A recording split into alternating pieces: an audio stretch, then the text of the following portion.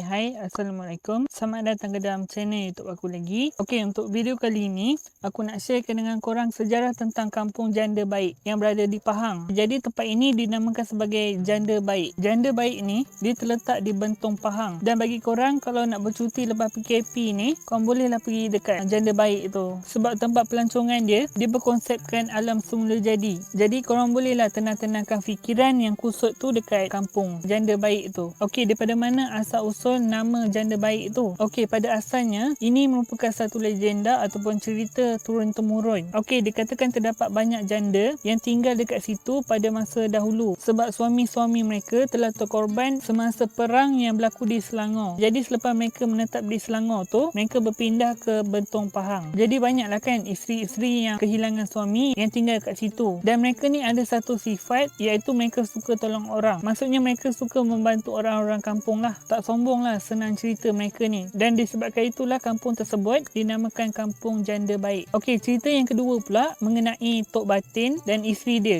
Okey, diceritakan pada zaman dahulu, kampung ini juga didiami oleh suku kaum orang asli. Jadi apabila orang asli yang menetap kat sana, jadi dah pastilah kan orang asli yang menjadi ketua kampung, iaitu dinamakan sebagai Tok Batin. Jadi diceritakan Tok Batin tu telah ceraikan isteri pertama dia sebab dia berkahwin dengan isteri kedua. Jadi bini kedua dia pula lagi cantik daripada bini pertama dan dia masih anak dara lagi. Dan selepas mereka berkahwin, mereka telah keluar daripada Bentong Pahang. Tapi pada asalnya kan Tok Batin ni orang kaya, tapi Tok Batin ni telah jatuh miskin sebab dia terlalu mengikut kemahuan bini kedua dia. Aku tak tahulah bini kedua dia ni kaki kikis ke ataupun suka ambil kesempatan dekat lelaki, tapi disebabkan itulah mereka jatuh miskin. Dan apabila mereka telah jatuh miskin, bini kedua dia telah meninggalkan Tok Batin dan pergi ke Negeri Sembilan. Dan apabila bini kedua dia telah meninggalkan Tok Batin pun telah membuat keputusan untuk kembali ke Bentong Pahang. Dan apabila Tok Batin ni dia kembali ke Bentong Pahang, dia terkejut sebab bini pertama dia,